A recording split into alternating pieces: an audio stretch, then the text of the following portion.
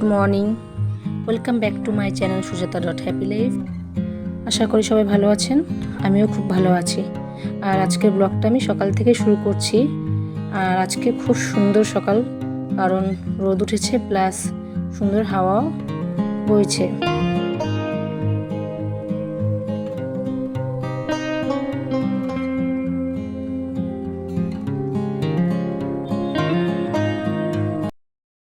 তো এখানে এখনও দুজনা ঘুমাচ্ছে, এখনও ওঠেনি, জানি না কখন উঠবে।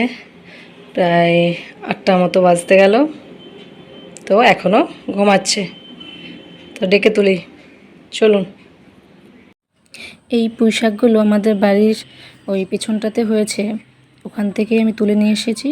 আর এগুলো আজকে আমি রান্না করব। অনেক পুঁই শাক হয়েছে, আর বৃষ্টি হয়েছে অল্প, সেই কারণে আরও সুন্দর সবুজ হয়ে উঠেছে। তা চলুন রান্নাটা করি। আর আজকে নিয়ে এসেছে এই যে জ্যান্ত কাতলা মাছ, একটু বড়ো সাইজেরই। তো মাছগুলো আমি এখন ধুতে যাব। আর এখানে আমি চাল ভিজিয়ে দিয়েছি, আর এখানে ভাতের জলটাও ফুটছে। এই যে মাছটা আমি ধুয়ে নিয়ে এসেছি, এখন নুন দিয়ে মেখে নেব।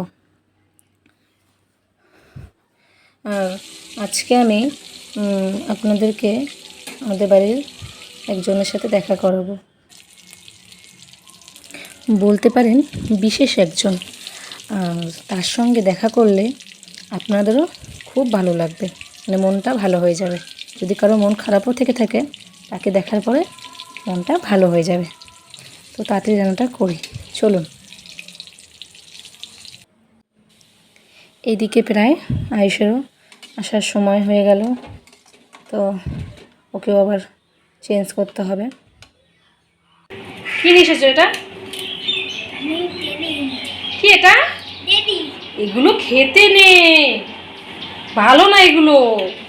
কেন খাও এগুলো? এগুলোকে দেখতে লাগে মালা ম্যাঙ্গো আমি চলো ঘরে চলো, ড্রেস চেঞ্জ করবে।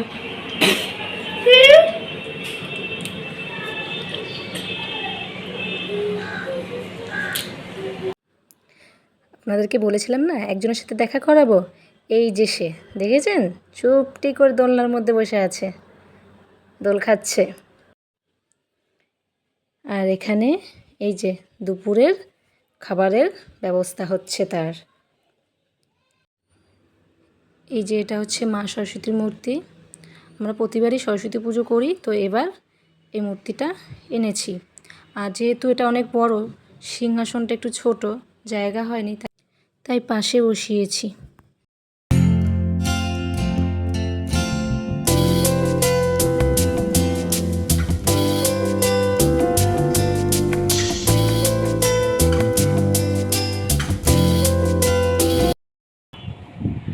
ঘরের সন্ধ্যাটা দেখিয়ে দিয়ে চলে আসলাম। আর এই যে এখানে নিয়ে নিয়েছি মৌসাম্বি লেবু, তো এটা এখন আমিও একটু খাবো আর ছেলেকে একটু খাওয়াবো। আর এখন বাজে দেখুন, ঘড়িটাই দেখছি, ঘড়িটা খারাপ হয়ে গেছে। তো এখন প্রায় বাজে 6:30 মতো, আর ঘড়িতে বেজে আছে ওই যে 6টা। তো কালকে জানেন কি হয়েছে?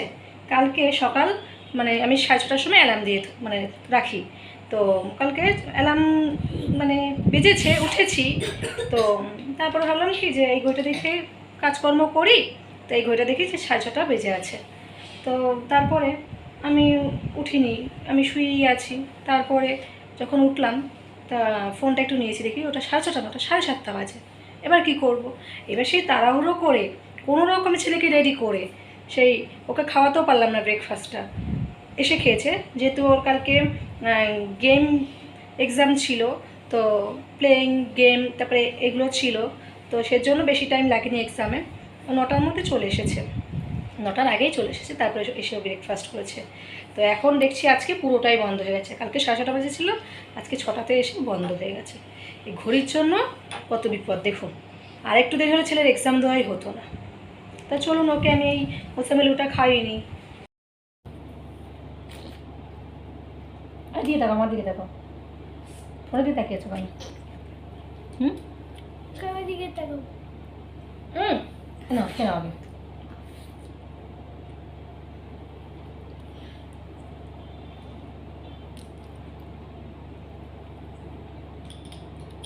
লেবুগুলো ভালো না, টক।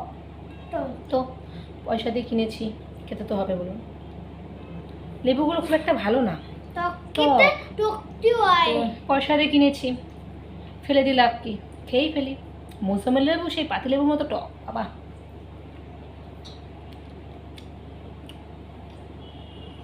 টক না বাবা, হুম, টক না? টক টক ওয়াদো। ভালো লাগে টক টক? টক খেতে সুন্দর। ও টক টক খেতে ভালো লাগছে। টক টক দিয়ে হুম। টকায় টক চয়। শক্তি হয়। হুম, তুই খা বাবা। হুম, ভালো হুম। বেট, ঠিক আছে। তো চলুন, ওকে এবার একটু পড়তে বসাবো। খাওয়াটা প্রায় হয়ে গেছে, চলুন। কেন তুই পড়তে বসবি না? আমি নিতে করে না, আগে একটু পড়তে হবে, কালকে একবার পড়তে বসুনি।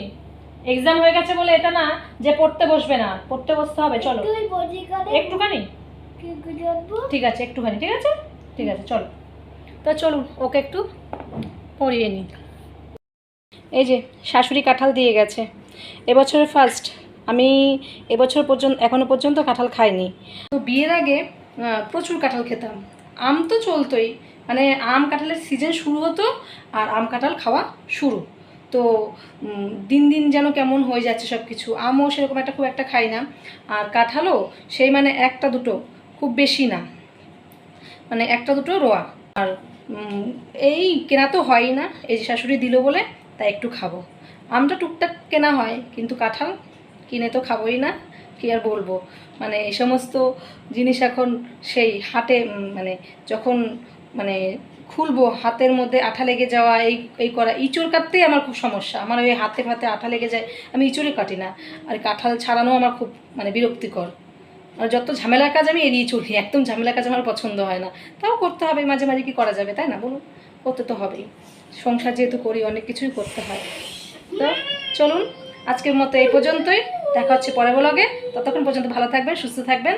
আর আমার ভিডিও যদি ভালো লেগে থাকে লাইক কমেন্ট শেয়ার করবেন, সাবস্ক্রাইবটা কিন্তু অবশ্যই করবেন, আর বেল আইকনটা প্রেস করে দেবেন, ঠিক আছে? Bye, good night.